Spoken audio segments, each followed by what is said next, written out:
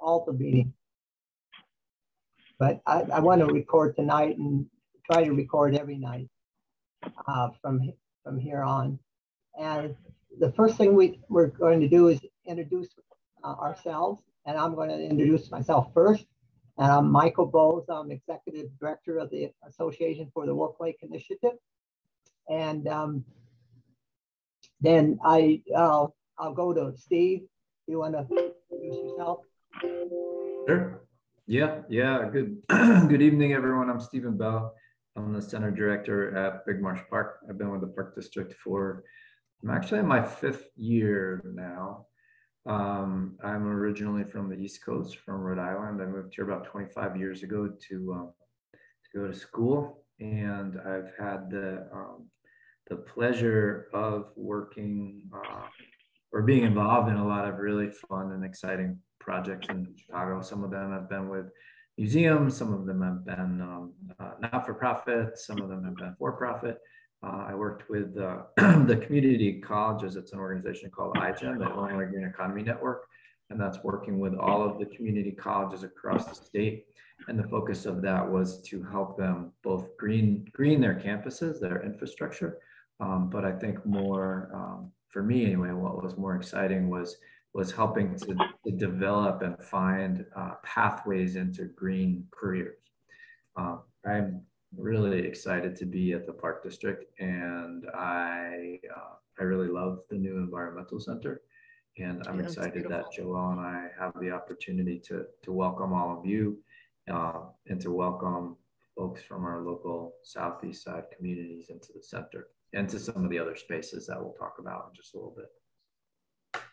Okay, Joel. Yeah, hi everybody. My name is Joel Savala. I am a senior program specialist out at Big Marsh, working out of the Ford Kelly Environmental Center, as Stephen mentioned. Aside from programming the center in Big Marsh, we also program the other 5 natural areas in the area. So Steelworkers Park, the furthest north, Marion Burns Park, of course, Big Marsh, Indian Ridge Marsh, SEPA Station, and then Hegwish Marsh, which is the furthest south at 132nd and Torrance. I guess just some brief background since Stephen shared. I'm originally from Chicago, grew up in the Little Village community, lived there till I was about 25. I had the privilege of working there as an educator with CPS. I worked at Gary Elementary, where I did obviously worked at the schools, but worked with community groups, worked with, I did a lot of coaching and a lot of like summer camp stuff. So it was kind of nice to develop relationships with students from our school, but also working with their families and older brothers and older sisters, and then just kind of seeing that pipeline going back and forth. So there was that. So my schooling is in forestry. I went to Southern Illinois University in Carbondale.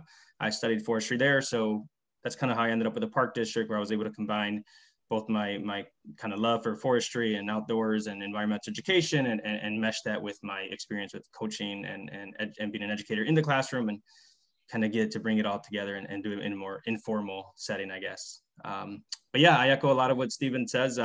I started with the Park District probably 6 months before COVID shut the world down. So I feel like I kind of got started and then got shut down and then got started again and got shut down. This finally feels like our actual start. So I'm excited to kick that off. Yeah. All right. Thank you all for having me. Jane. Oh, hi. Okay. So I'm also, as long as we're doing the expanded interests here, I'm from the South Side and grew up wandering around the Palos area a lot, hiking a lot. My dad was a scout troop leader, so I noticed that Mr. Morales is here, but he took me out a lot. We did a lot of hiking, a lot of walking, and I was cut loose a lot. A lot of times my grandparents would just kind of shove me out the back door and it backed up onto the forest reserve and I would kind of disappear for the day, which I think is really powerful. So I started teaching. I actually went to school on the East Coast, started teaching on the East Coast, came back, I did some work. I worked at the Morton Arboretum for several years.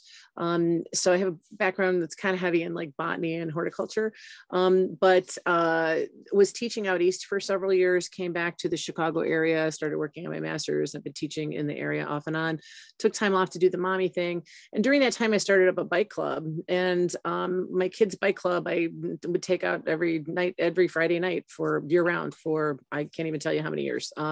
We haven't done it in the last 2 years because of COVID. The Park District is my insurance, sort of my insurance umbrella, and they would not allow me to do it. So I haven't done it for a couple of years. And I don't know if I'm going to be able to ramp that back up, because it's going to be really hard to get those kids going again. It was like their own little feeder zone of pipeline of kids coming through, but we'll see. But with my bike club, I was doing a lot of environmental stuff, and my family ended up becoming stewards over nearby Whistler Woods, because we could ride to the Forest Preserve. And so the kids would go out every month. One of our rides would be a Saturday morning, would be a ride out to Whistler Woods, and we would would work on cleanup. And in the wintertime, a lot of times it was like, hiking through the woods, following tracks from animals, or, things like that. And then the warmer months, we would be, pulling out all sorts of invasive things. And sometimes they would let us help with the bonfires if we had adults. And it was a really cool experience. And the kids, a lot of those kids now are much older, and some are in college and stuff. And it's really amazing how many of those kids still really value that time, like speak to it. And I think it's guiding some of their choices that they're making as adults, which is really powerful. Yeah, so yeah, I know I kind of teach them to probably inspire her, but one of the things I used to do with Bubba Club is I would take them to green spaces, and again, because I loved this, I would cut them loose, and I had a big whistle, coach's whistle, and I would basically tell them, you got 45 minutes, I'll blow the whistle, you got to be back here by that point in time, go, and the parents were happy to lose their kids on Friday nights. They had no idea what their kids were doing, so we would go down to the canal, or we'd go to the Forest Reserve, or we'd go to an open meadow, and find all sorts of cool things. And that was really, again, I think it was really powerful for kids. So then I've been teaching now full time for probably about the last, I think about 8 or 9 years. Taught for a couple of years in Chicago, was teaching over in Pilsen, Joel, over at Instituto. Loved kids, loved what I was teaching, kind of a really awkward environment. Decided Chicago was not where my love was. Was really feeling oppressed by the layers of management, and ended up at St. Francis de Sales on the east side. So that's where I teach now. And I'm very blessed. I have a very supportive principal who allows me to be very creative with stuff, and is totally backing me on doing everything through this environmental lens, which I really think is important. So that's kind of my big long story. Okay, Wayne. My name is Wayne Schempf, and as Jane said, that I'm involved with this international high school environmental program. This summer, as she mentioned, that there will be a conference that'll be mixed with Zoom and on the ground in Costa Rica. And this will be our 36th one. And out of the 36 annual conferences that have been held annually, I've only missed 5 of them. So that's my one hat. The other hat that Joel knows, and that is that my Boy Scout hat that I wear. This is my 73rd year registered with the Boy Scouts of America. I was Scoutmaster for 18 years, 33 Scouts earned Eagle. I'm now chairman of the Conservation Committee for the Pathway to Adventure Council. I've also been an elementary and high school and university adjunct professor in education, and I've been a naturalist. I was the first naturalist for the city of Chicago.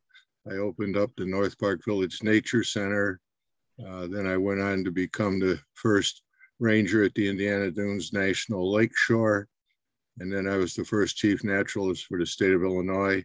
And I've been following the Wolf Lake area ever since I read J. Harlan Bretz's Geology of the Chicagoland area, and because of my work down at the dunes in the Calumet area, and have been involved in various capacities with the Wolf Lake, initiative and the citizens group and that, and really hope to use Joel and scouting program and merit badge clinics, and the other thing that I'm trying to use the scouts for is because scouts, when they do outing activities, are always doing educational things in the outdoors when they do their outing part of scouting. But the scouts are also school students, and they can become influencers in their schools on behalf of taking the knowledge they learned on the field trips into the schools. If the schools only knew what the scouts were learning and could then use the influencer in a positive way in the classroom. So that's kind of my background in a nutshell. You mentioned Morton Arboretum, Jane. I took my first nature course from Mayfield Guard Watts, reading the landscape in the year 1953. So that little before your time out there. Yeah, that was a little before my time. Yeah. Yeah. I was able to work under Dr. Weir, which was really exciting. All of his work with elm tree research and stuff as well. Oh, yeah. Well, I worked with Ray Schulenberg on the prairie, and then yeah, I did a lot of maintenance on that prairie. yeah. Well, I was out there amazing. when they did the first start because I was at Camp Sagawa. We started the Sagawa Prairie there, and I was with the Forest Preserve, and so I'll just stop there. Yeah. Okay, Miguel. Morales. Miguel, you ready to go? Turn your mute off. Your mute off, Miguel. There we go. Yeah, I knew I'd get it eventually. Yeah, Miguel Morales. I'm with Troop 501 Boy Scouts in Lebanon Church in Eguish. Been a South Sider all my life. 50 years old, so 52. So went to school in the South Side. High school, went to Morgan Park out of the district, but joined the Marines back in '87. Came back, college, the married life and everything. Was in the Scouts when I was a kid. I was invested in the community. Little League, Pony League at Bessemer Park. As a kid, Calumet Park, played football for the Park District. After I got married, moved out for a while to Ukrainian Village. Had to come back, family emergencies. Been here, taking care of family. Sent my kids to all the the parks for summer camp or whatever. And when they became of age, my two sons joined the Scouts. We're still in it. So I went back into scouting. Yeah, it's only 1 hour a week. yeah, that's what they told us. It's 1 hour a week per kid. Yeah, that's right. Yeah, sometimes two. So I'm also an activist in the community. I'm with ASE also, the Alliance for the Southeast, environmentally proactive to get people involved. We fought against what was it? The ironworks that was supposed to be over here. Thank God, we were pleasantly surprised that we won. Yeah, so interested in using the forest preserves and stuff like that. Learning about stewardship for the boys to take care of them. I have an all-boy troop. I don't have any girls, not by choice, but don't have any mothers that want to volunteer once they find out what's needed. Unfortunately, Lisa Downs is also in the group. She's in PAC 773 Cub Scouts. They're out of Whiting. We worked with them in tandem when we were at Annunciata. We all got kicked out at the same time with all the other groups. But we're making do. Wait a second, you guys got kicked out of Annunciata when they became whatever it is now, the change? All the groups got kicked out. Why? We could have a talk about that over some beers. Lisa, I want the dirt. I'll see Lisa probably before I see you. I want the dirt. What the heck? Why would that doesn't even make sense. I can give you the dirt at the alumni. How about that? That sounds good. Okay. Okay. Don't want to get into it. So unfortunately, Lisa could probably confirm this. It appears that Lisa's troop and Mr. Cordero's, well, their pack is the only Cub Scout pack in the area now. And if Lisa can correct me on this one, apparently we are the only Boy Scout troop in the South Side, East Side, and Hegewisch area now. I'm trying to change that. I want to grow the troop, so then eventually we have to break off into like 2 or 3 other troops. It's an uphill battle, but I'm confident we could do it within the next 5 or 6 years. So I got my time frame, and that's it. Yeah. Awesome. Be ambitious. I love it. That's great. Grow it. Because I feel like the Boy Scouts is such an amazing organization. Scouting needs to happen. I was like, I'm always amazed, you know, I know all these horrible cases, and I'm sure some were valid and stuff with you know, the sexual abuse, but there's so much positive. There's so much positive from scouting. And I just sort of feel like, you know, don't throw the baby out with the bathwater. There's all sorts of wonderful things going on. On a positive note on that, thank you. On a positive note, this isn't propaganda, but 97% of those cases are over 40 years old. Once the cases started coming to light, the scouting did start changing the way they operated and the way the protocols and stuff. Same with the Catholic Church. I mean, like I teach in a Catholic school. Trust me, we do a butt ton of training on stuff constantly. Every month we do training so that we create a safe environment for our kids. So we're just looking at what's coming, you know, from 40 years ago. So hopefully that helps. You know. So also remember, Lebanon Church also has Girl Scouts. So I'll set word to them if anything whatever comes through for this. So anybody else? Okay, Jim. Hello, Jim Buter. I work with Mike at the Association Wolf Lake Initiative, past president and now secretary. I'm involved in Isaac Walton League, which is a national organization. We have a lot of chapters in the Northwest Indiana and on the Illinois side, but really into air and water conservation, trying to keep it clean. We do cleanups, shameless plug, we're doing one April 30, May 1 on the Little Calumet River over on the Gary side, and clean that up. Been out there. Gary is, I think that Lake County Water Reclamation District picked up some of the garbage, but then along the riverbanks, there's all kinds of tires again. If any of the Boy Scouts, Girl Scouts, any youth groups want to come out and help us, that's great.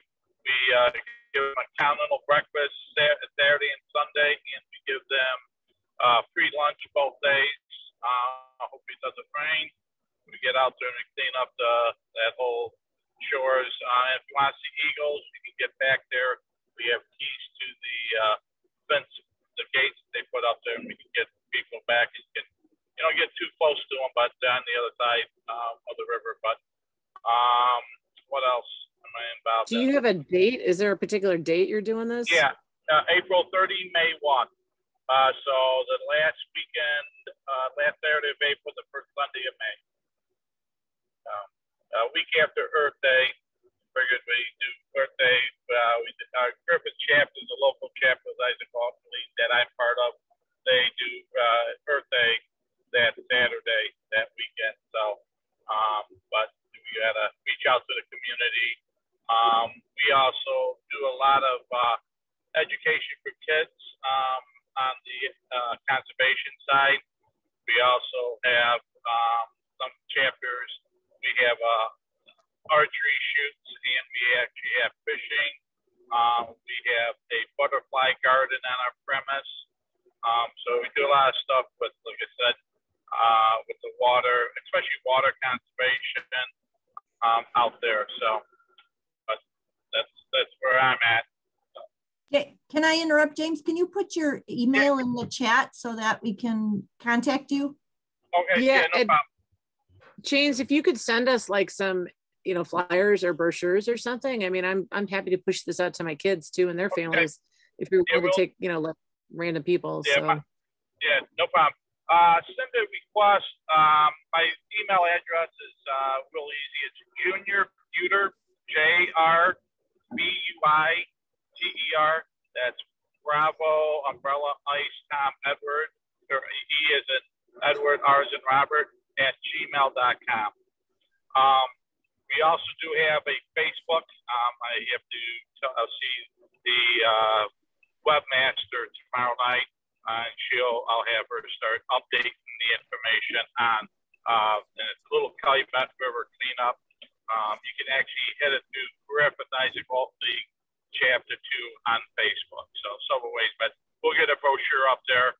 But if you want brochures, I can print them out for you and email them back. Just send an email back to you. That'd be great. Even if you send PDFs, like if you could send it to like maybe Michael and Michael could push it out, that'd be great. One more question. Do you need people in canoes and kayaks or no? We do water testing. Oh, and also I forgot to mention, we have an expert that is a bug expert, and he brings out his little water testing kit. And he also does have he shows the children all the different whatever bugs and creatures are living in the little Calumet River. He has tests that show them, and little kids really love that demonstration. His name's Jim Sweeney. I don't know if anyone recognizes the name, but he's part of Isaac Walton at the national level, and he does a lot of stuff. He does a lot of stuff from Auburn Society. Does a lot of bird watching, but he has a nice little kid that he does a little demo on Saturday and Sunday. So, but yeah, so that's what's going on with that. All right, thanks, Jim. Lisa.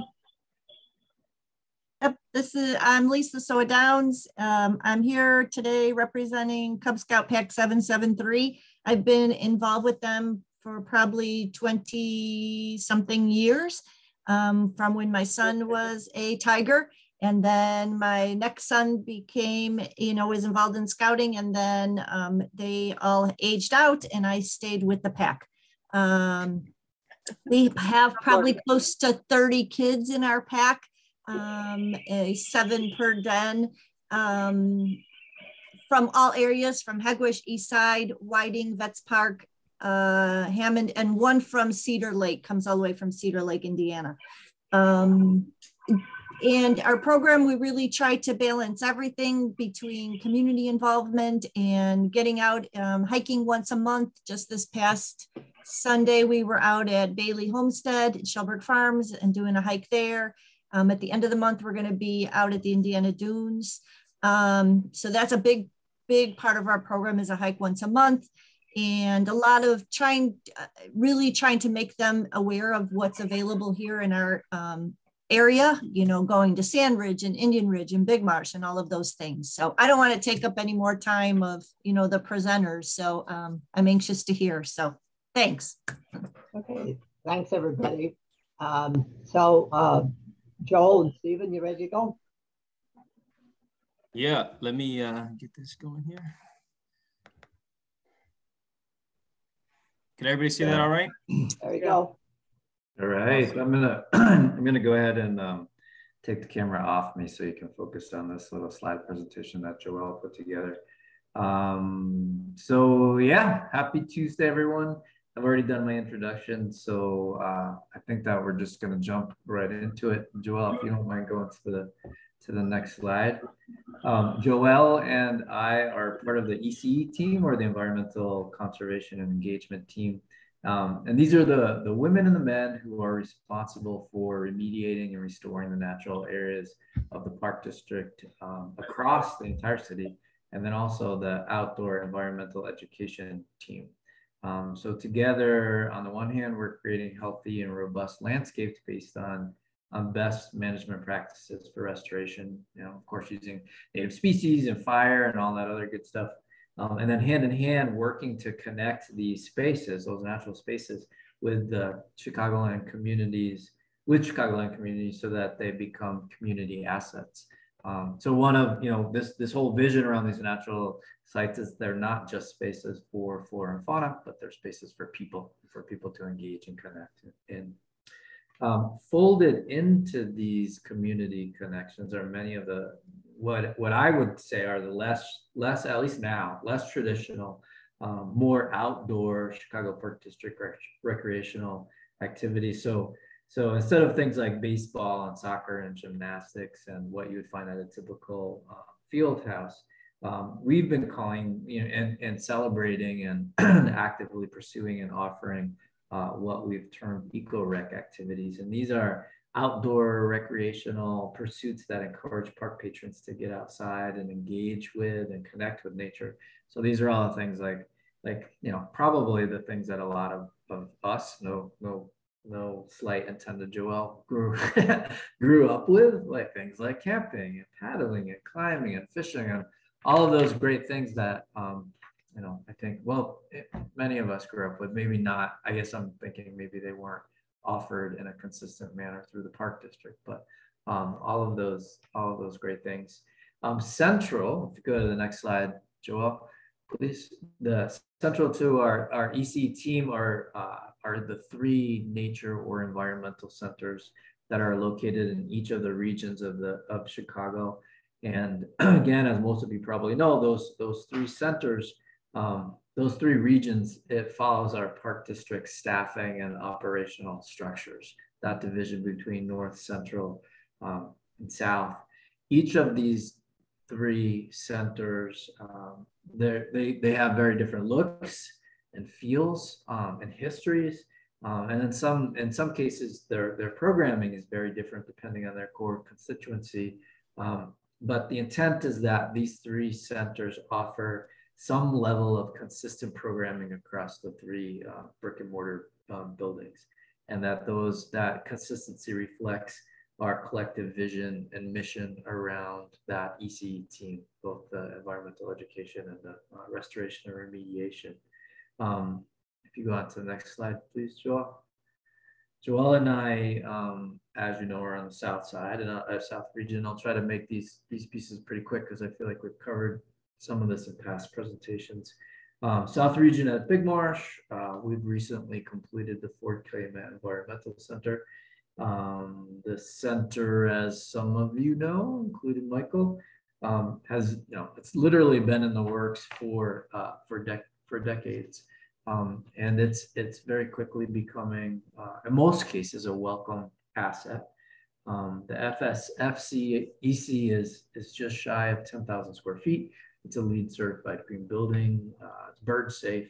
It has lots of unique green features that include a constructed wetland that handles all of our wastewater that the center produces.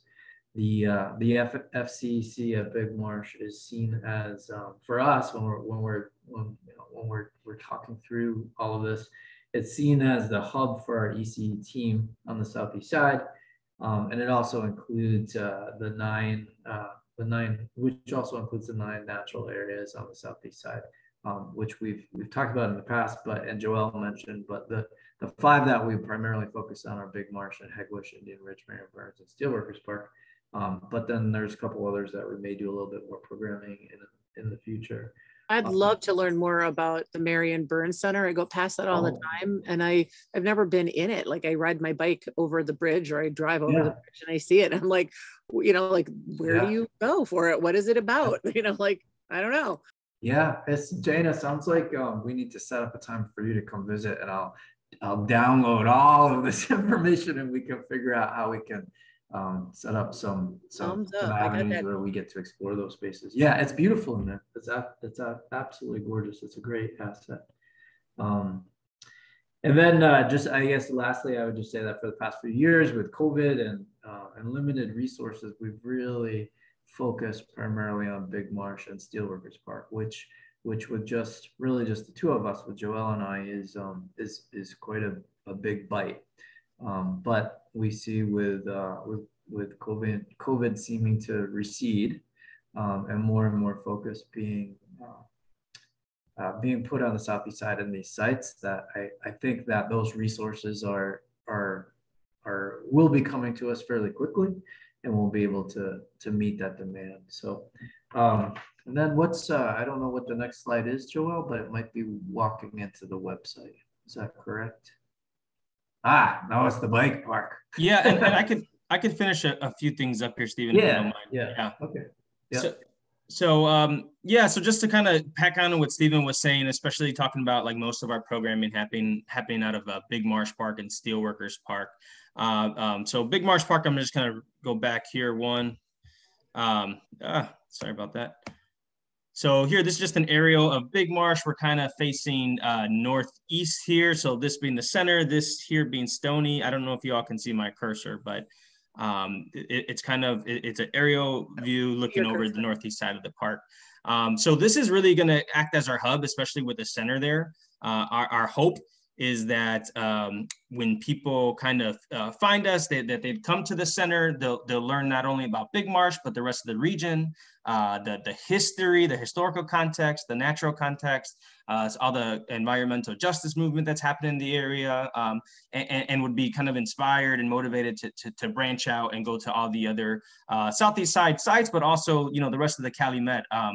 Within, I'm going to go back one more, actually. This map here, this is a map that's in the center. And within that map, not only is it highlighting our sites, but it highlights other green spaces as well, from Forest Preserve to the Pullman National Heritage Museum to, it's not totally there, but the Calumet region as a whole. So, you know, talking about Sandridge Nature Center and Indiana Dunes and so forth, and a few others. So again, looking at Big Marsh as kind of this gateway to from the east to the Calumet. Within Big Marsh, what kind of makes it unique and separates it from the other sites is that it is part natural area, but then also pretty heavy bike park, especially in that front southern portion of the park. So these images here, immediately next to the center, we have our pump track, our new asphalt pump track. And if you're unfamiliar with the term, you know, you could think of a skate park, but for intended really for bikes, although it's pretty friendly to all wheels. But bikes, BMX bikes are really what it was designed to be ridden on. One of the things that excites us about this is that it really offers kind of year-round opportunities. So as long as there's not snow or ice on it, it's pretty rideable, even if it's a little wet. Another thing that you know we're excited about is that it's a free public feature. So you know, and the design of it compared to other pump tracks around the country, this is very much a fee-based type of feature that people would pay to access, and we have this opportunity, you know, for free year round in the southeast side. And you know, that's something that we're really excited to be able to offer, but then also, you know, start offering programming where we're bridging the gap on you know, new users and how to ride this space here.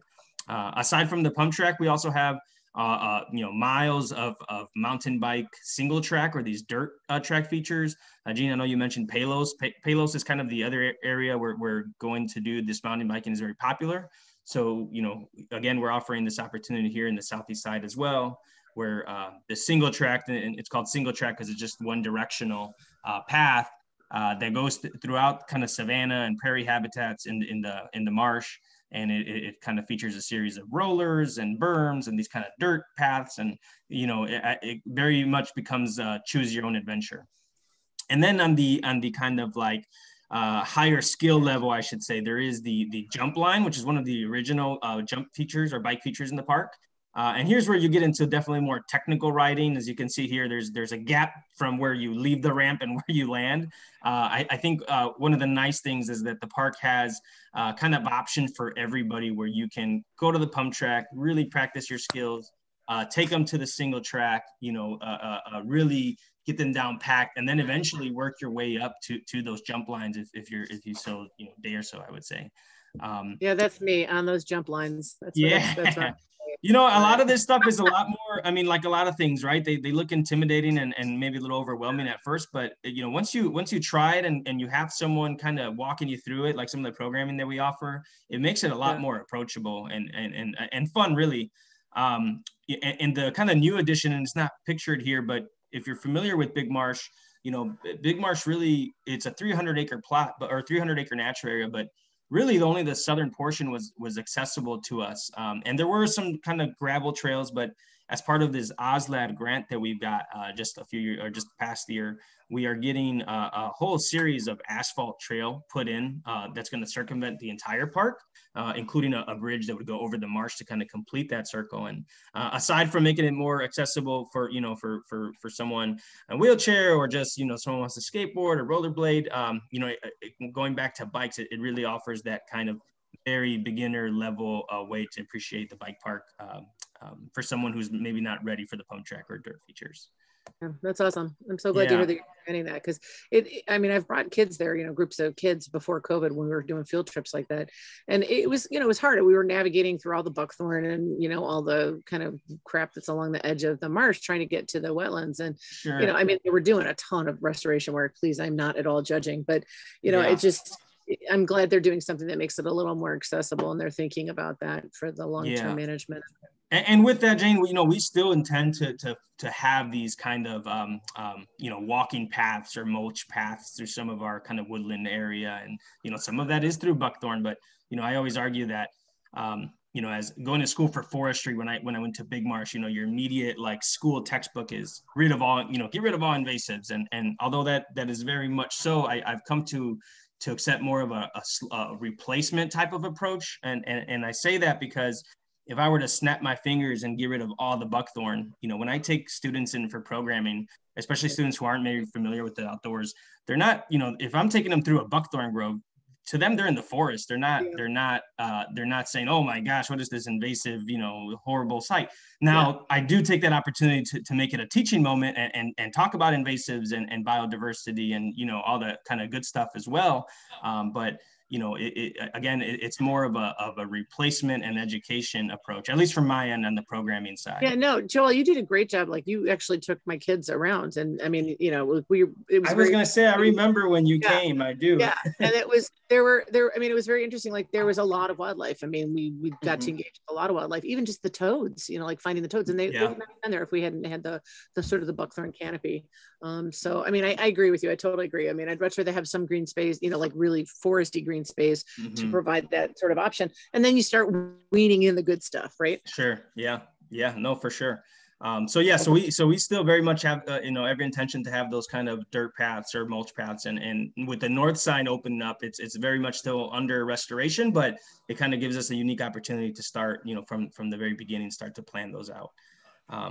So just to kind of keep going here a little bit. So Stephen did mention, within Big Marsh and, that center being the hub, the Fort Calumet Environmental Center, along with those kind of unique features that Stephen mentioned, like the Bird Safe building and the LEED Silver certification, the exhibit comes with the center comes with an exhibit space, which I know Stephen presented on a few kind of sessions back, so I won't go too much into that, but there is a picture.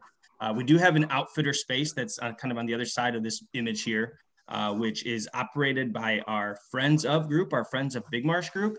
And they offer, aside from their own kind of slate of programming, they offer bike rentals. And they have different types of bikes. So the hope would be that if someone comes to the bike park and does not have a bike, they'll be able to access those bikes and the different types of bikes, right? So I mentioned earlier, kind of the pump track being geared more towards BMX. So if you come with a mountain bike and you really want to try the BMX or the pump track and kind of optimize the experience, you have an option there to maybe switch out a bike and try a BMX. And aside from that, like just your typical environmental center, we offer field trip programming, scout programming, which obviously we're going to talk about, and we do a lot of partner style programming. So what I mean by that is Chicago Ornithological Society is a partner that we do a lot of work with, and actually coming up this Saturday, they'll be doing a bird's nest program at Big Marsh or out of the center, where they kind of talk about the focus is really bird nests and the different types of bird nests, and then the families or the kids that come will have a kind of hands-on opportunity to try to create their own bird nest and even put it through the elements a little bit and kind of test them out. Moving on here. So these are just some photos of the center. The top left here is the exhibit space. So you kind of walk in, and this is that kind of our exhibit hall, if you will. There's also a reading nook that's not featured in this picture, but it's a really great exhibit that, again, outlines the natural and historical history of the area, gives context on the industrial, how it changed the landscape. It talks about original inhabitants, all the great restoration that's been done by the Park District and its partners. And then there's a lot of the wildlife, flora, and fauna as well. So I really encourage you all to come in and check it out. Again, I like that. you know, from the exhibit, it really gives you context of the spaces that you're in. So you're not just, you know, you're not just birding in some regular old natural area. You're not just, you know, walk or hiking or biking, but you're doing so in a place that has a lot of history behind it. On the bottom right, and this is also to kind of keep in mind for you Scout folks, that, you know, we have this big multi-purpose room here. It fits about 100 people is the occupancy on it. There is a accordion door divider that we can divide the room up. One of the rooms does have a sink, so we kind of, there's kind of actually this side here on the further south, we kind of use as our wet lab and science lab, where we've done macroinvertebrate studies indoors when it's been a little colder to do them outside. But again, we encourage you all to come in and visit. That's our address there. That is our kind of regular open hours are Tuesday through Saturday from 10 to 4. And then if you wanted to contact the center via phone, there's the number and kind of an email as well. Just to move on here. So this is, so Stephen, again, we mentioned Big Marsh and Steelworkers Park. Go back for 1 second? Yeah, so yeah, of course. Yeah, and I can share this information afterwards. I could send it to Michael, and maybe Michael, if you don't mind sending it out to the group. Just so everybody I got it. I just screenshotted it. We're okay. It just okay. It was a little faster than I was able to move. No worries. Go to your Toyota today. Toyota. So yeah, this is Steelworkers Park. Again, I won't spend too much time talking about it, but this is where another one of the natural areas where we do a bulk of our programming. Obviously, the climbing wall on one of the ore walls there, which last summer actually really picked up steam. So I was really excited about that. This is one of the sculpture there by Roman Villarreal, who's a local artist and former steel mill and employee, and then this image always is on the top left here. I don't have a date on it, but it just always crazy for me to see just how different it looks, and just kind of digging into the buildings and what was happening, and people really their livelihood out of this areas here, and even then thinking that the shoreline was out by Lake.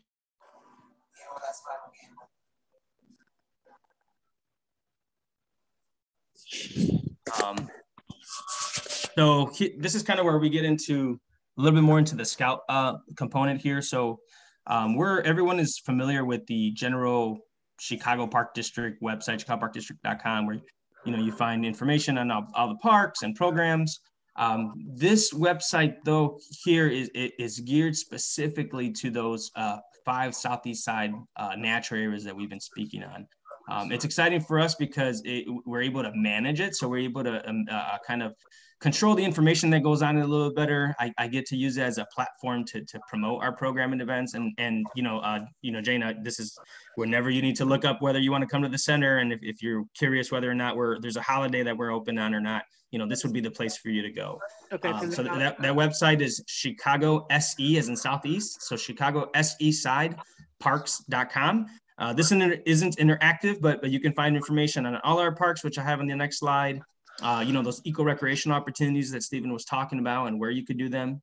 When you hit this visit tab here, we'll have information on program and events, school group information, scouting information on the Ford Center. And then we also have this volunteer tab where you'll be able to see, what opportunities there are for you to volunteer, either as a center host or on the bike trail crews or on the restoration teams. And then the collaborators gives you links to all of our partners like COS and REI and Friends of Big Marsh and, all of those that you all are familiar with. So if I were to go to parks and it takes me to this page, this is where you would kind of go to the individual parks like you were asking about Marion Burns, and where you would get, parking information, the hours, some kind of unique history and context to the space. And they have that for each park, and including the program and events that are specific to that park. Again, most of our programming will be at Big Marsh and Steelworkers for now, but we're increasingly trying to expand that to both Indian Ridge, Hagwish, and also Marion Burns. Yeah, there's so much cool stuff down over by Indian Ridge too. Oh yeah. It's really kind of a cool place to go wandering. Yeah, we did a mothing event there last summer that was really exciting, where we did a little bit of seed collection, and then we had someone from the Nature Conservancy come out and put up this really just like a sheet, a bed sheet with a special light on it that attracts all kinds of moths and bugs, and it was really cool to see it like at night, to be out in that space and identify and really paying attention to the different colors and sizes and just species of moths is really exciting. yeah, we did that at Indian Ridge March, which was really cool. Yeah, Joel, yes. You mentioned several times that you got you're going to. I was wondering if you could address the scout programs and that possibility of sometime myself sitting down with the meeting to.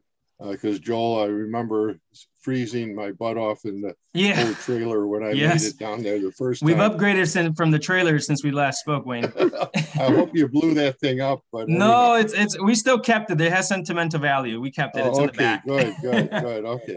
Well, because I'd like to really get a good depth of what you visualize as the scout programming now, because I see another Cub Scout leader, Shar Wyatt, I think, has joined us from her home in Florida, but because recent are on. And actually, Wayne, in the next slide, I'll speak on that a little bit. But I also go ahead. For you all to ask questions. No worries. So this is kind of the last one before we really get into it. I know I said that earlier, but this is, if we go to visit and program and events page, this is where you'll see kind of our rotating events as they come up. So I mentioned that bird nest program. We have Earth Day tree planting coming up. These are these free mini clinics that we have for the pump track and the mountain bike to kind of help bridge that gap, again, between those like beginner users and being able to use those spaces. We'll have this pump track and mountain bike mini clinics throughout the summer. So you can just keep an eye out on that. So the next page here is where we're hoping for, but when we go to that visit tab and we'll click on Scouts, it's going to take us to this Scout page. And this is really where we're trying to start developing that program. This is a hyperlink that won't work if I go to it now, but when you're on the website, when you hit that request a Scout program, it'll take you to a Google form. It'll ask you some of your general kind of information. Then it'll really start asking you questions about the specific type of programming that you're looking for your Scouts. Some of that programming that we have offered up there now and that are ready to go are these first few here. So we have the conservation work days, our birding programs, calling frog surveys, EcoRec climbing experience, and the EcoRec bike clinic. All of these programs here are ready to go. And when they were built out, I was doing it while also looking closely at all of the corresponding badge workbooks. So within the curriculum, we've built in components that meet the requirements of those workbooks, right? So what I mean by that is like the climbing one, and I don't know off the top of my head, but whether it's learning certain knots or being able to identify certain parts of the harness and proper climbing techniques that were outlined in the workbook, we hit on those for each individual one. The conservation workday is really kind of that restoration heavy where we talk about kind of the different components, their habitat and ecosystem components of the marsh, as well as it's kind of getting an opportunity to do some of that restoration work. This other one here, our custom program, and the reason why it's a custom program is because that's when we're really kind of depending on you all, reaching out to you all for help or for direction on the types of programming that you'd like to see and how we can kind of meet that need. I didn't grow up in the Scout program. I know Stephen didn't, so it's fairly new to us, but it's something that we want to make sure we offer those opportunities. I know merit badge is a big one. It's something that we explored initially. Our biggest limiting resource is going to be staff.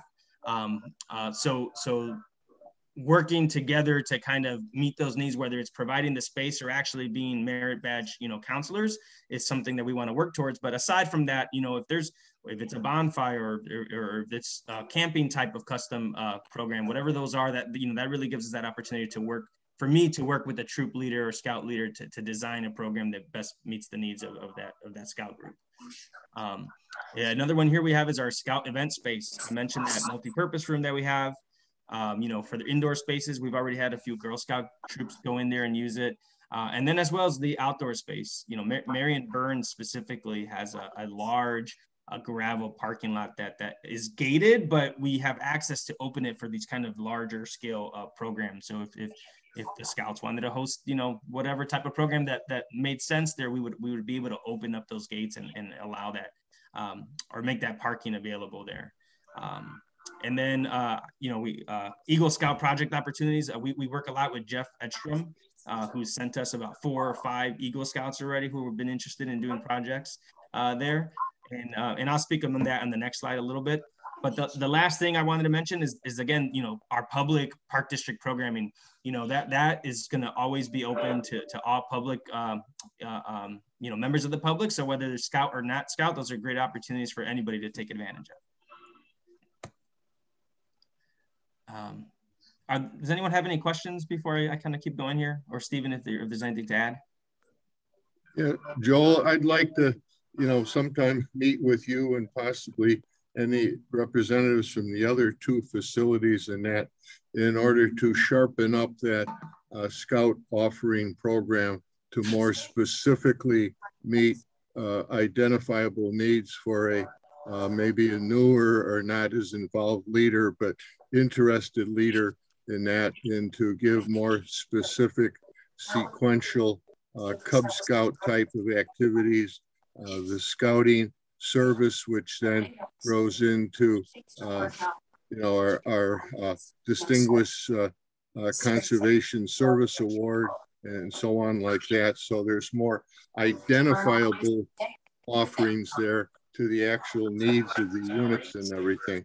So I think that sometime as chairman of the entire conservation program for the entire Pathway to Adventure Council, which includes all of Cook County, portions of DuPage, Will, and Lake County, Indiana, we've got to sharpen up your offering in that. Yeah, no, I appreciate that, Wayne. Yeah, I am more than happy to meet with you. I'm sure. Is there some time in the future where you get together with your counterparts from Maris's up on north side, and also out at the other one at the old Mix Field in that? So I'd like to kind of meet and talk with you more. Sure. Yeah, I can follow up definitely after this meeting, probably tomorrow, and just send you an email so we can start kind of getting that. Okay. Yeah, because we can sharpen up the offering in that, because it's kind of random and so on. But if we get more specific in that, and you'd grow your audiences and increase your numbers a lot more if you had identifiable program needs. Yeah, and I think that Shar and Lisa and the Scoutmaster Miguel could also identify some specific things. Awesome. No, thank you. And that's part of why we wanted to kind of present to you. Okay, well, good. I'm glad. I figured you would be. And I should mention that we've also been in talks more recently with Darrell Reed, who actually just a few weeks ago came out to visit the site. And we also spoke with Michael Hogner, I believe is his last name. And kind of the conversations we're kind of aimed at the same at kind of fine tuning our programming for Scout offerings. Yeah. So, I kind of jumped ahead here. So yes, these are just some images. I won't spend too much time on them of different Scouts. I should give Lisa photo credit for most of these pictures. Lisa's a great photographer if you know her, and she's kind enough to share her photos with me. So thank you, Lisa. Lisa's amazing. So yes, these are just different scouting groups. We, Girl Scout groups from South Chicago. This one's also from the South Side. Actually, the ones up here looking at the Monarch, or I'm sorry, at the Milkweed here, where is Lisa's Cub Scout pack that came out and did a Monarch butterfly thing with us during COVID, kind of the heart of COVID, which is just nice to get outside. These are some of our current and in the works Eagle Scout projects. One of the more recent ones that's been finished are these benches here that you see, again, Lisa Cub Scouts sitting on. These are two benches done by Celeste Jordan. I believe he's with PAC. I'm sorry, Scout Troop Leader 312, but I might be getting it wrong, maybe 512. But these are some benches that he did that would be going in our nature play space. And some that are kind of in the works are someone's completing wood duck boxes for us to go out throughout the marsh. Someone's making some seed processing boxes. As you can see on the top right here, there are these boxes with different size mesh screens on them that we use to process seed to help the seed kind of germinate a little better the following season. And then another one that's in the works that will be completed by the end of this month actually is this is not the exact image, but this is just to give you an example of these movable boardwalks, because we have a lot of these kind of ephemeral wetlands at Marion Burns and at Hegwish Marsh and at Big Marsh. These types of boardwalks will make certain parts of the park accessible to us year round, whether it's kind of flooded or not.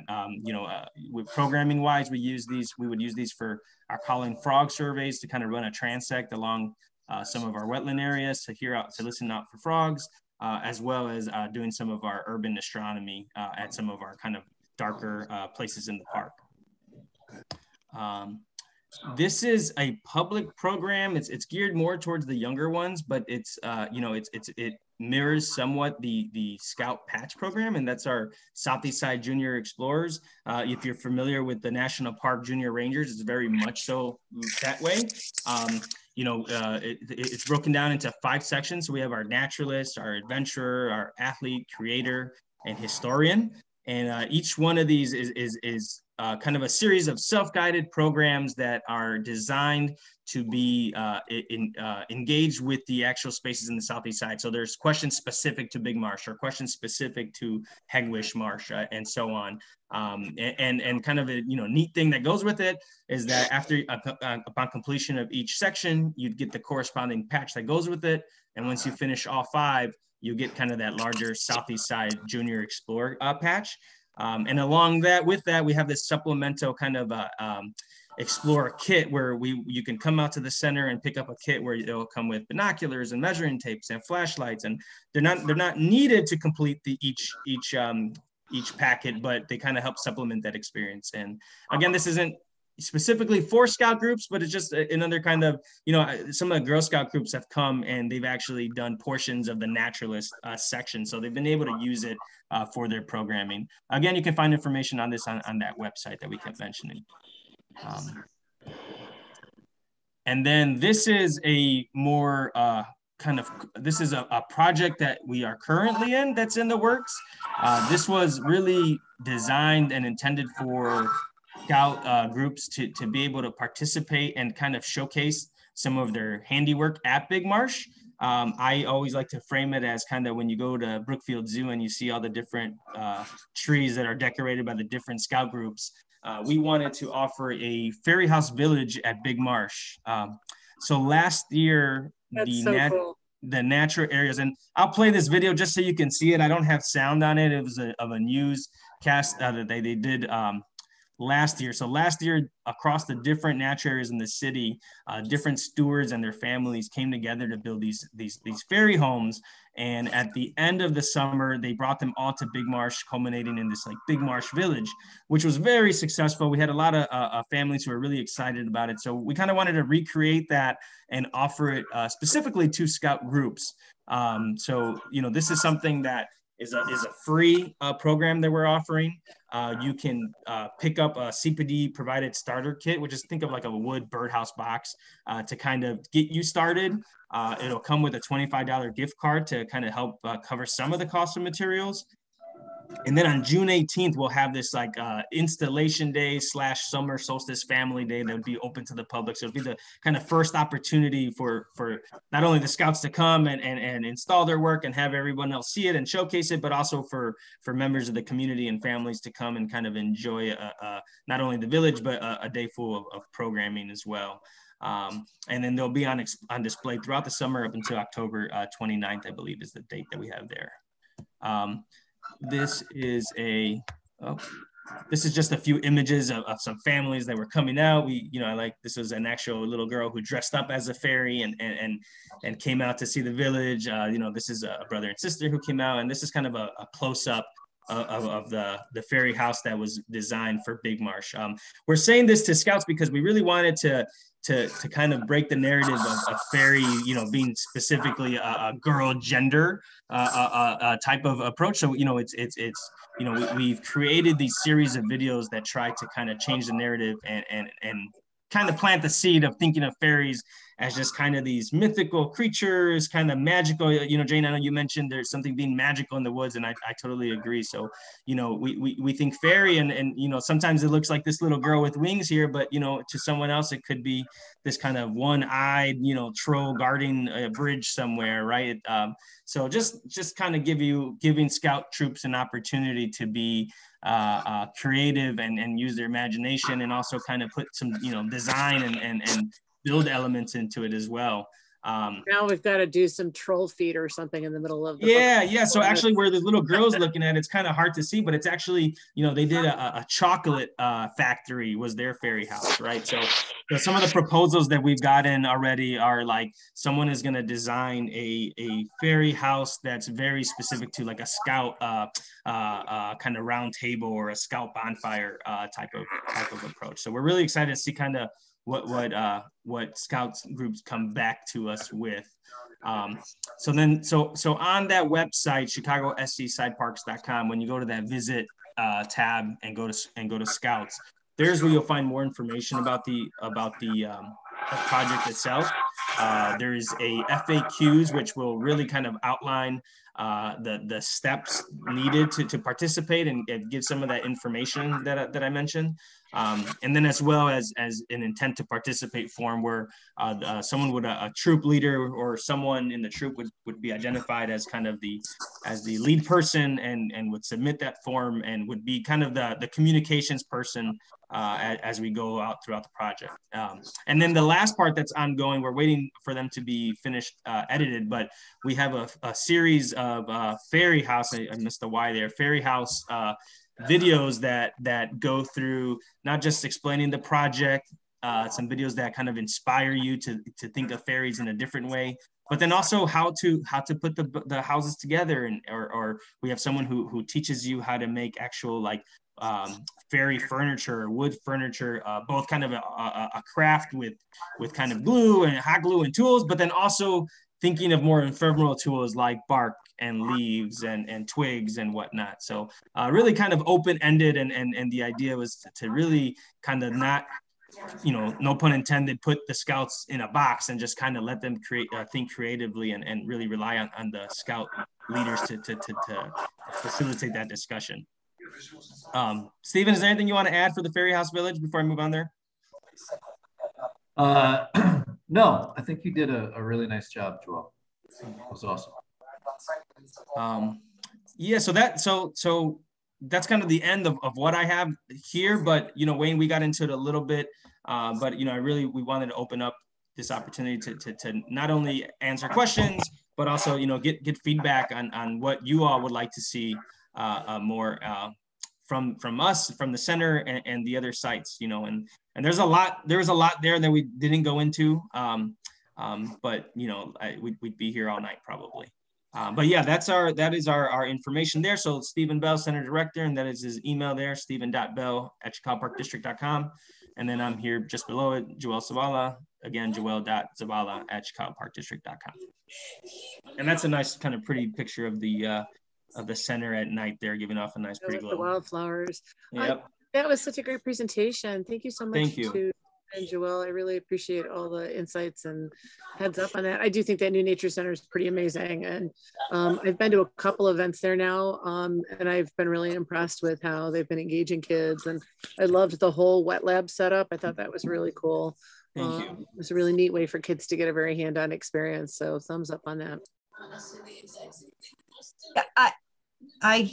You guys know that I am always singing your accolades. So thank you very much for presenting today. I do have quite a few pictures too of our scouts in the science lab when we got that opportunity. So if you want those, I can send them to you. I'm always happy to send you my pictures. You can use them whenever you want.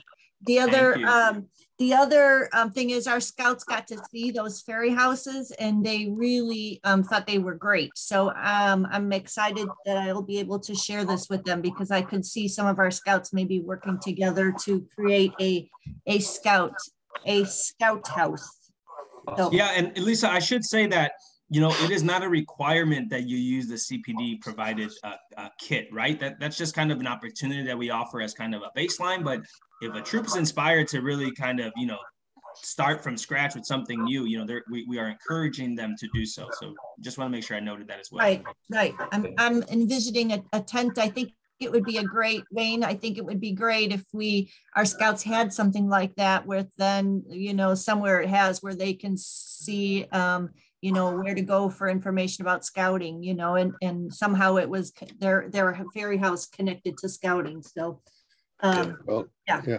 Because I think one of the things that we've got to talk about is that how I can put some of the linkages on my Pathway to Adventure Council conservation site so that the unit leaders that are looking for it through scouting then can get directed to you folks. So I'm going to have to sit down with you and Stephen and so on, and the other two centers in that on how to do this. So I think that you know, Wayne, if I can interrupt, when I saw them making those boxes too, I was thinking about the conservation and thinking that they should be, you know, that those scouts should be a part of the conservation committee, you know, being able to credit that to the conservation committee stuff, because that's exactly. Yeah, it's all related. It's just a matter of trying to, you know, if a leader only has an hour, what's the most effective way to reach the core of the scouting conservation program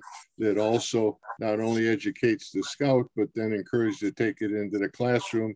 And if they're faith-based, into the, you know, faith-based world because of the creation and with the deity and so on like that. So there's several different directions in that. So I'm just excited that the Chicago Park District is into this and recognize it as a growth potential.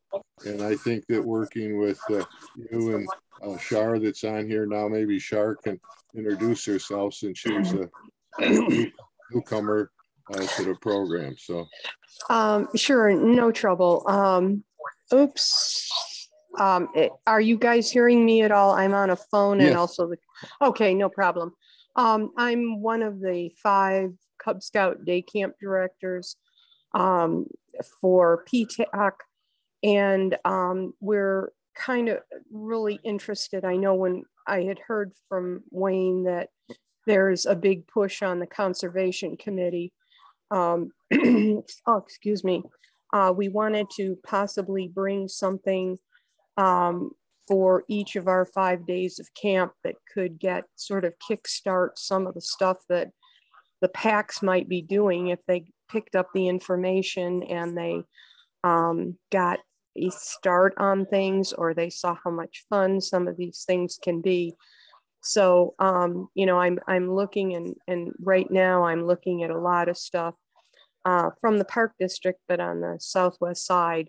So I'm kind of, you know, like, okay, we got to dig into this to see what would be available. Personally, I'm in Chicago on that strip of land that connects the airport to the city, basically Rosemont on one side, Park Ridge on the other side. But we are in Chicago, so that helps us a whole lot. But again, I'm all ears and eyes and seeing what we could possibly put into actuality as quickly as this summer. Yeah, and also Shar does quite a few training activities in that on how Cub Scout leaders can, you know, lead and the Scoutmaster fundamentals and so on like that. So she's always looking for, you know, resources. So I think that, again, I'm glad that she, you know, joined and added to this to see what's going on in one part of the region, but then can be carried over through scouting into others. But no, Joel and Stephen, I'm glad you got the creative juices to build and so on like that, because that gets the creative minds of the kids and that, and hopefully a supportive leader can ask the questions and challenge the scouts to think in more creatively and exciting and so on. So I think it's you've opened something in that, and I just like to help you be more effective in growing your numbers in that, to be more you know, involved and so on like that. So some of the points, if you had them worded differently, targeted to the same language in the scout world with your world and everything, I think you'd have more of a positive identity. But fantastic start. No, we appreciate that, Wayne. And I think one of the challenges for Stephen and I is always going to be, you know, our program is for you know, Scouts BSA and for Girl Scouts, right, or Scout related groups. So trying to tread that line of making sure that the language fits both organizations has been a little bit of a challenge for us, as Stephen knows. Right. Yeah. Can I, well, I was sure. also going to suggest, the district, Cub Scouts and the Boy Scouts meet in different districts and they have a monthly kind of meeting. So I'm wondering if your presentation could be something that could be done to those district meetings. So there's the Thunderbird district, which covers like Munster, and that's our district that we cover for us. And then there is the Calumet district, which is Lansing. There's some other great Boy Scout troops out there in that area, and Cub Scout troop packs who could definitely benefit from coming out to Big Marsh. So that's a thought. If you would be willing to give this presentation maybe 2 more times at the Thunderbird district and then the Calumet district.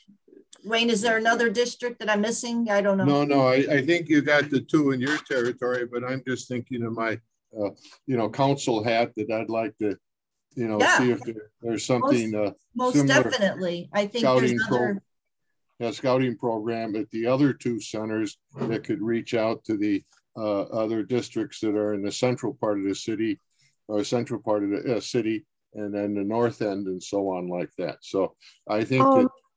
Yeah, go ahead. No, I'm sorry. Just out of curiosity, the one thing that stands out, I know this beautiful facility in the marsh isn't transferable to other areas, but are the programs like your ferry houses would that possibly be available like at North Park and some of the areas to the north and possibly east? Steven, you want to take that? Yeah, sure. For this summer, we haven't planned that out at this point. No, but I think that there is every intention that if there's an interest and a want, that we would extend this out there. So it's not too late to sure enough try to sort that out, but fair enough. Yeah. Hey, Stephen, I was just wondering, are the other 2 centers beginning to explore scouting programming independently, and are each trying to see what the staff resources can bring to it and so on like that? Is each one of them sort of in a early stages of metamorphosis, so to speak? They're in the egg, maybe larvae. No, I think it's actually North Park Village Nature Center is pretty far along in that path. They have groups that they work with consistently, and Eagle Scouts that they've been doing a lot of projects with. So I feel like they are the ones that Joelle and I look to for suggestions and feedback on what works and what doesn't work. That's not to say that we can't take new directions from the other 2 centers, but I think that they've been the ones that have been setting the stage so far.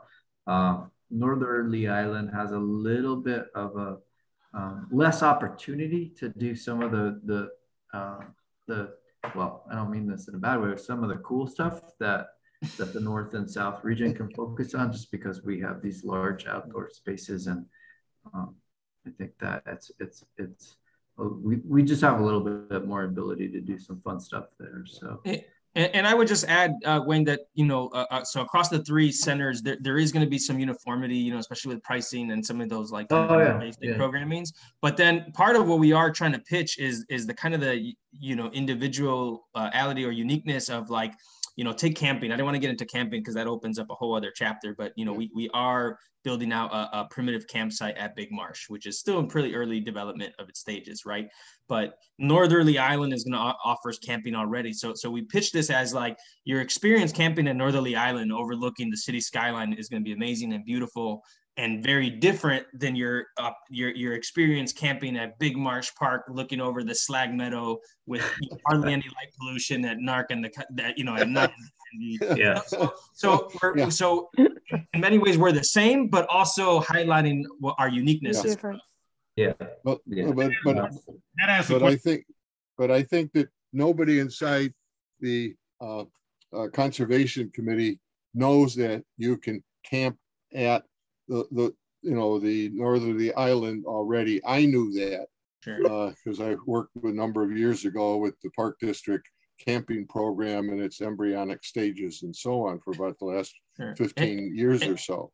And I should say that we did present to, you know, kind of early pandemic, we did present to Jeff Edstrom's kind of roundtable just before the pandemic. And then during the pandemic, I did one of these along with my counterparts at North Park and Northerly Island, where we spoke to another roundtable about these different sites. I can't tell you which one it was, but we have done something like that in the past, and we'd be willing, you know, to do Well, maybe it's this, I mean, maybe it's this conversation with Wayne and others about, like, I mean, Wayne, to your point, maybe we're not speaking the right language, or we're not actually we're not creating the type of programs that that are needed. I mean, that's what I would like to sit down, because I hate to see you trying to push something where if you'd word it different or a different title or refer to Scout Handbook page 72, you know,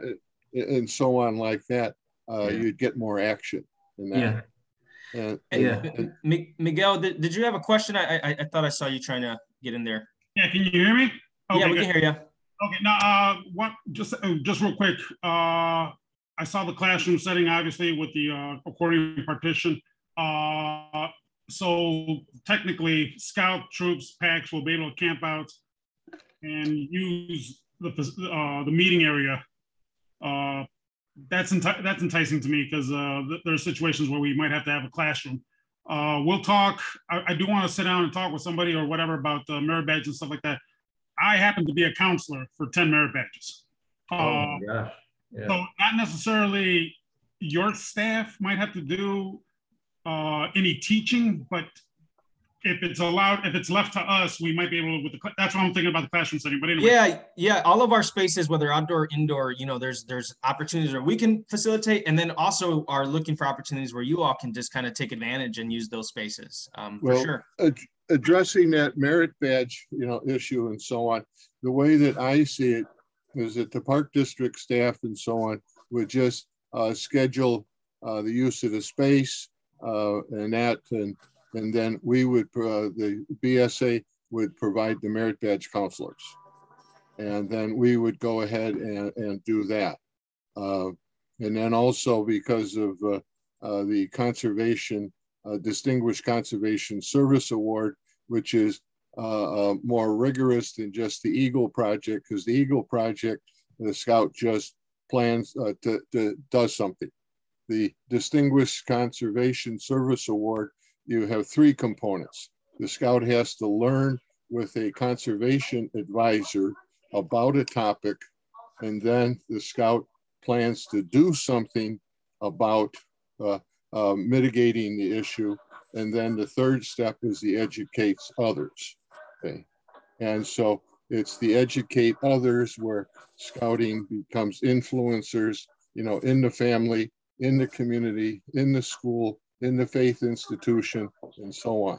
So, and so that's what, rather than just doing conservation activities to log in hours, that if we can add a few other elements, we get a much bigger bang for the buck as far as that learn, do, and educate.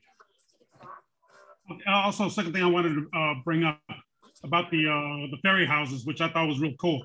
I love what you said. I think the women that are with us right now are going to enjoy this little tidbit that I pushed on my troop. Yeah, that ferries aren't supposed to be. We got to get away from the notion that it's an only. Yeah. So I did this in my troop. I introduced my boys because we got a couple of merit badges about architecture and building, a tank model, an airplane model, and we're working on the Atlas and rocket and the International Space Station. So I brought one day, weeks, the boys were making how to make a dollhouse door, Barbie size. The enthusiasm was a little lackluster given the content, but after we were done, I told them, okay, so what do you think? Well, this is for girls. And I basically said, well, okay, look at it this way now. I did this for a purpose. Someday, you guys, God willing, are going to be men. You're going to have a family.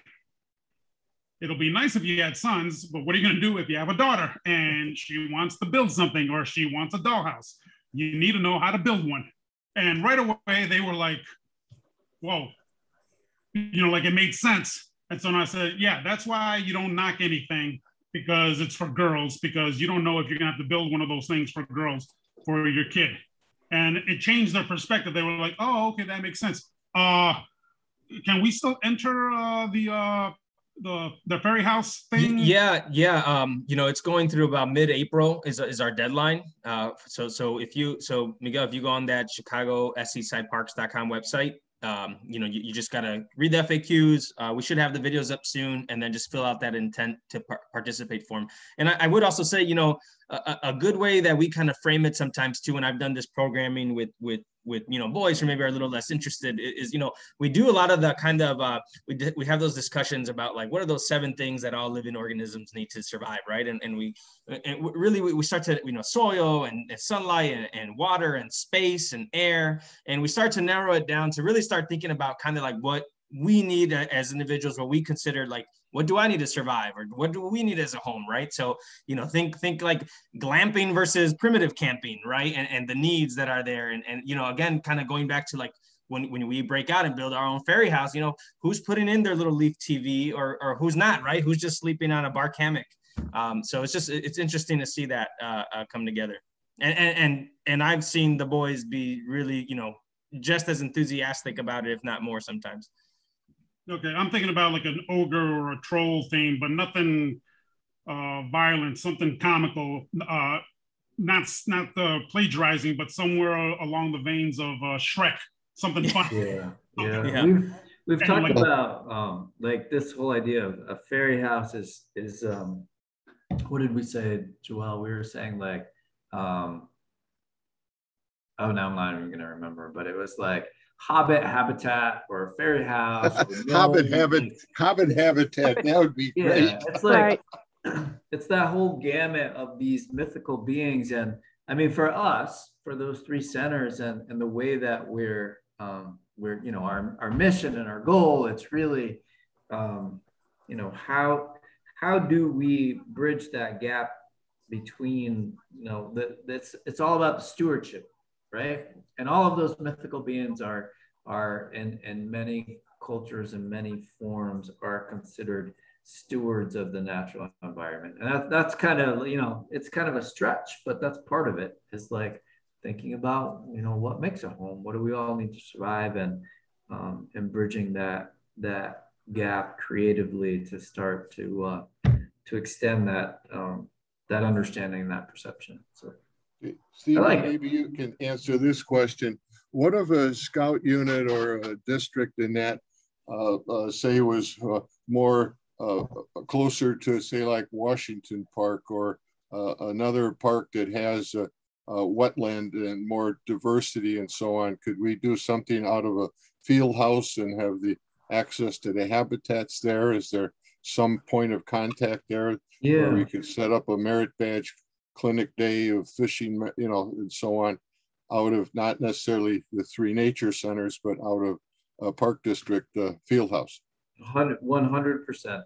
Yeah. Okay, good, good. Well, yeah, see, that's the other option I'd like to explore. And then to have, say, a den chief training program where the den chiefs can be the conservation leaders for the cub dens and so on, and get a cub den chief training, and then maybe a senior patrol leader, scoutmaster training on how to use a biodiversity park and so on. Not necessarily, but realizing the 3 centers are got more resources. But if you've got a blade of grass and a weed and a tree, you've got a teaching moment. So yeah. Okay, well, that's what we've got to get this whole picture built together and everything, and it's going to take some internal training and I mean, working and so on. And I'd like to work with you on this, and I think some of the committee members would, you know, want to also you know, be involved. So Joel, if you can contact me later so I can use that as a point of contact. I still think I got my phone number. Let's see if I got the same one. Zola, let's see, 773-886-0942. Is that still a good number? I have another one for you. Okay. Go ahead. So it's well, let me look it up, make sure I get it right. 872. 872, yes. 276. 276, yes. 7190. 7190. Okay. Yeah. Is that a cell or is that a work So number? that's my staff, like my office number. So we're in that center all the time now. That's what it's going to be. And Wayne, I should tell you, really the best place to reach you, because it goes directly to my personal phone, is the email. I'm sorry, to reach me. But if it was by phone, it would be that number. Oh, okay. Okay, fine. Okay. Thanks a lot. So yeah, I've often wanted to hit that number and redial you and see if the heat was on and come back down. Yeah, no, you'd have better luck with that, the number or the email. Oh, okay, good. But since Lisa was down there in the area and everything, having so much fun piloting stuff, I said, I'll just let Lisa be the point of contact down there rather than me driving from Char Wyatt's area, because I live up here on the northwest side. So yeah. Yeah, no, we're looking forward to it, Wayne. Yeah. Okay. Thanks a lot. And then also I may ask you to come to participate in a Zoom meeting with the Conservation Committee, but yeah, that's absolutely. something we'll firm up later on. Absolutely.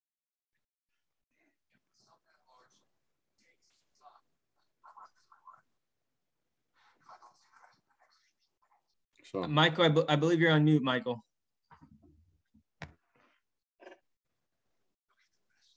Oh, I don't. Now you can hear me. yes. So anyway, Stephen and Joel, thanks so much for your presentation tonight. And it was an hour and a half well spent. So, and this is, I just want to remind you, this is being recorded. So it will be available on Ollie's website probably within a week. And I was hoping that we could talk about the agenda for next month's meeting, but I think it might be best just for me to schedule a meeting in a week or so, and we can discuss that. Was there anything else that we should be talking about? Yeah, I wanted to bring just one quick thank to Joel. Sorry. Since you were talking to Darrell Reed, this wasn't mentioned. He is part of our district is called the Iron Horse District. The greater part of Hegewisch, East Side, and South Chicago, and going north and parts west is the Iron Horse District. So, like I said, apparently I might be the only scout troop in South Chicago, East Side, and Hegewisch area now. And hopefully with the park, with your help and with all the things I got planned, I'm going to try to remedy that. So hopefully we'll have more troops. Yeah. So Miguel, is Darrell Reed from a different district? Is that what it is? Okay. Yeah. Got it. That's good to know. I don't think I realized that, Stephen. Hey, Joel, I don't know whether you've ever considered reaching out to the parent-teacher organizations and putting a program on for the PTAs of the different, elementary schools or high schools. Yeah, reaching out to our schools is high on our list. It's something that we want. It's kind of what I mentioned earlier. Our biggest limiting resource is going to be staff. We do school field trips. We have a pretty close working relationship with Marsh Elementary. We're starting with Galveston Elementary, Washington. So there's a few out there. We just there's a lot of we're still definitely in the ground phase of our program. Yeah. Okay. Good. Okay, Shar. Just real quick. Sorry. I'm supposed to be coordinating with some of the guys from the council, the overall council in the Chicagoland and suburbs area. There's supposed to be a recruiting event at one of the bigger schools, hopefully within a month or so. Hey, well, since we're the only scout troop, hey, and 773, one of the few Cub Scout packs. Hey, there's these 2 units for scouting, and also the Girl Scouts. I'll send an email to Joel if you guys want to also show up whenever that is, or if you want me to just send out pass out flyers for you guys. Yeah, send us that information. If we can make it out, we'll try it. And if not, then yeah, we'd be happy to pass along some information. Okay. Yeah, Thank you for that. Joel, if you could make it out, having a face and so on to interact with these parents that aren't quite sure about adding an hour more per scout a week and everything. Sure. They need all the loving and smooching that you can give. Do you know when that is, Miguel, off the top of your head? I'm supposed to be getting in contact with them. One of the people got sick and has a family emergency. So within the next 2 or 3 weeks, we're supposed to get something definite. Okay, just send me an update whenever you have it. Yeah, because of COVID, it's been kind of iffy going to school. So we're thinking about just going to one big school and sending something out to all the schools and like, hey, on this date, show up at the basement of this school or church. Sure. Yeah. Keep me in the loop. Okay, cool. Okay, so I think we've run out of things to talk about. And just remember, this will be on Ollie's website within a week. So if someone wants to take a look at it, it should be there. If you have any questions, you can just email me or give me a call. So anyway, I want to thank everybody for participating tonight. I thought it was a great discussion, and I've learned a lot about things that I didn't know anything about, which of course, that's why we have these meetings, by the way. It's just so I can become educated. So, okay, so thanks everybody, and we'll see you next month. Take care. Thank you for having us on. All right, thank you. Thanks for the invite. Take care.